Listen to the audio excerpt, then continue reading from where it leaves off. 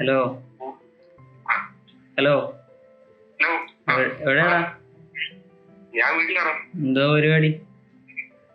കട്ട പോസ്റ്റാണ്. വെളിയിലോട്ടൊന്നും ഇറങ്ങാൻ പറ്റാതെ പോസ്റ്റായിട്ട് ഇരിക്കുകയാണ്.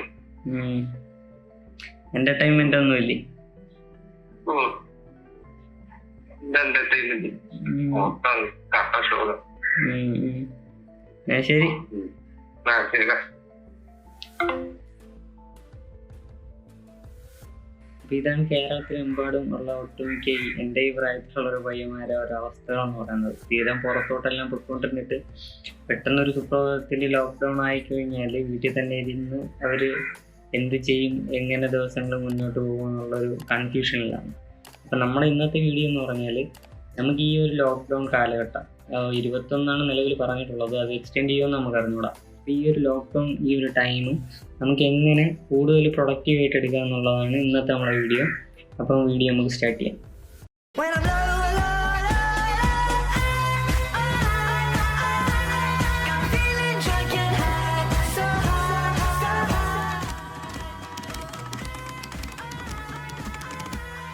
അപ്പം കൊറോണനെ പറ്റിയിട്ട് ഇതിനു മുമ്പ് ഒരു വീഡിയോ ഞാൻ ചെയ്തിട്ടുണ്ടായിരുന്നു.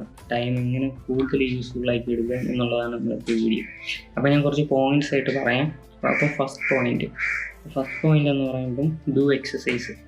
അപ്പം എന്നും നമുക്കിപ്പോൾ ഒരു സ്റ്റുഡൻ്റാണോ അല്ലെങ്കിൽ ഓഫീസിൽ പോകുന്ന ഒരു വർക്കറോ, അപ്പോഴും നമുക്ക് സ്ഥിരം ഒരു ടൈം ടേബിൾ ഉണ്ട്. രാവിലെ എണീക്കുക, വൈകുന്നേരം വരിക, അങ്ങനെ ഒരു ടൈം ടേബിൾ ഉണ്ട്. അപ്പം മിക്കവർക്കും 90% ആൾക്കാർക്ക് ഈ ഒരു ടൈമിൽ അല്ലെങ്കിൽ ഈ ഒരു ടൈം ടേബിളിൻ്റെ ഇടയിൽ നമുക്ക് എക്സസൈസ് ചെയ്യാനുള്ളൊരു ടൈം കിട്ടത്തില്ല. അപ്പോൾ ഈ ഒരു സമയത്ത് നമുക്ക് എന്നും രാവിലെ എണീറ്റിട്ട് എക്സസൈസ് ചെയ്യാൻ ശ്രമിക്കുക. അപ്പോൾ ആദ്യം കുറച്ച് ബുദ്ധിമുട്ടായിരിക്കും. രാവിലെ എണീക്കാനായാലും കാര്യങ്ങളെല്ലാം കുറച്ച് ബുദ്ധിമുട്ടാണ്.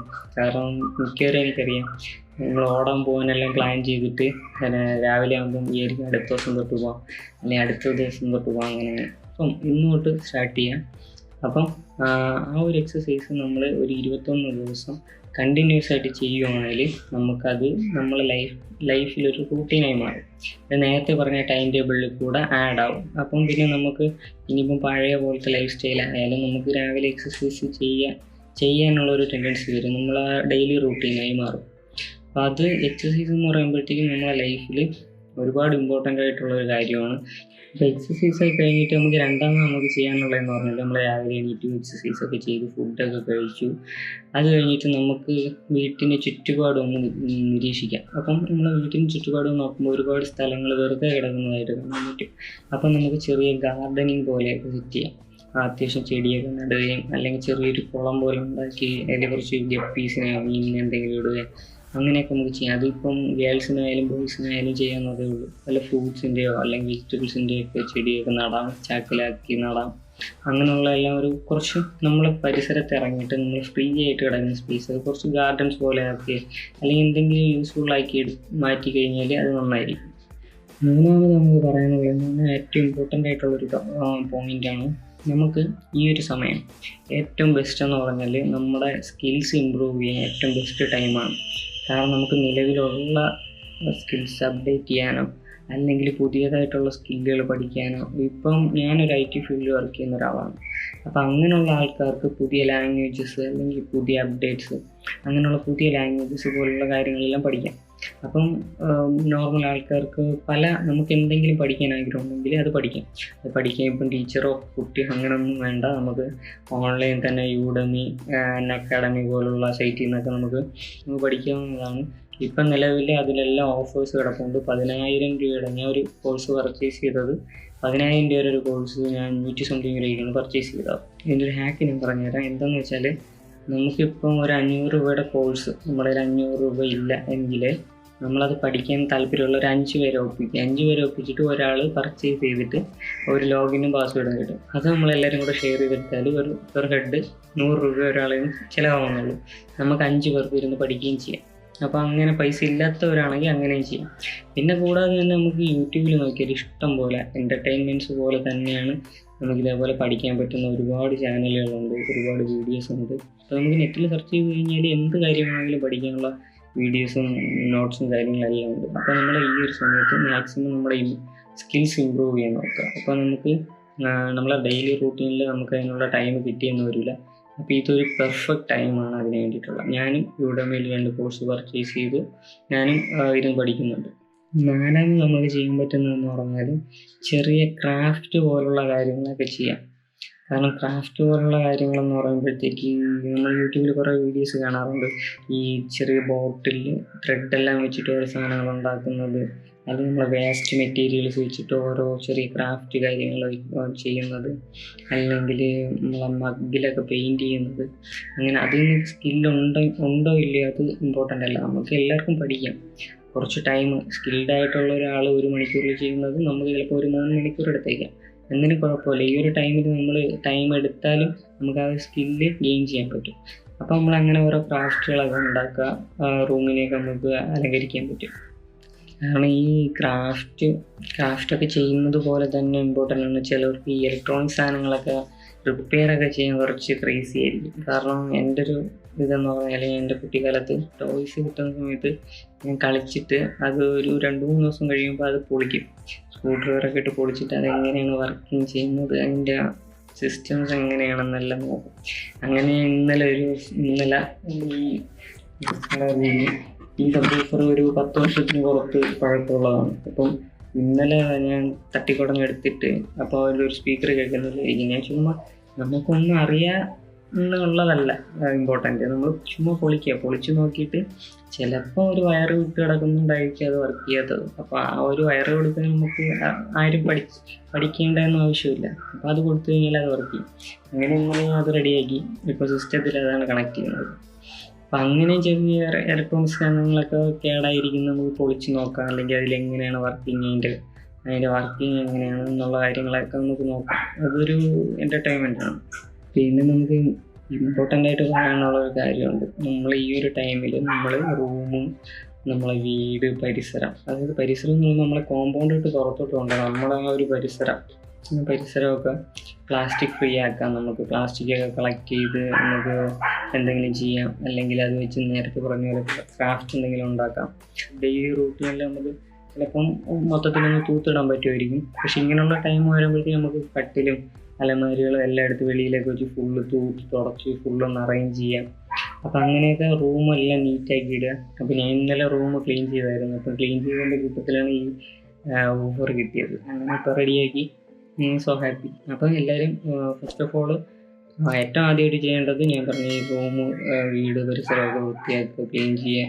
പിന്നെ ഈ ഒരു ടൈമിൽ ഏറ്റവും കൂടുതൽ യൂസ്ഫുൾ ആയിട്ടുള്ള കുറച്ച് ആൾക്കാരുണ്ട്. എന്ന് പറയുമ്പോൾ സോഷ്യൽ മീഡിയസിൽ വളരണം, അല്ലെങ്കിൽ സോഷ്യൽ മീഡിയസിൽ ഗ്രോത്ത് ചെയ്യണമെന്ന് ആഗ്രഹമുള്ള കുറേ ആൾക്കാരുണ്ട്.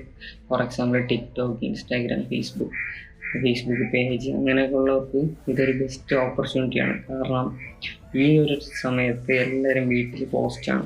ഏറ്റവും കൂടുതൽ ആൾക്കാർ ഫോണിൽ അല്ലെങ്കിൽ സിസ്റ്റത്തിലായിരിക്കും, അല്ലെങ്കിൽ സോഷ്യൽ മീഡിയസിലായിരിക്കും. അപ്പം നമ്മൾ എന്ത് ചെയ്താലും അതിന് കൂടുതൽ എക്സ്പോഷർ കിട്ടും. കൂടുതൽ ആൾക്കാർ വ്യൂ ചെയ്യും, കൂടുതൽ ആൾക്കാർ ലൈക്ക് ചെയ്യും, കൂടുതൽ ആൾക്കാർ കമൻറ്റ് ചെയ്യും.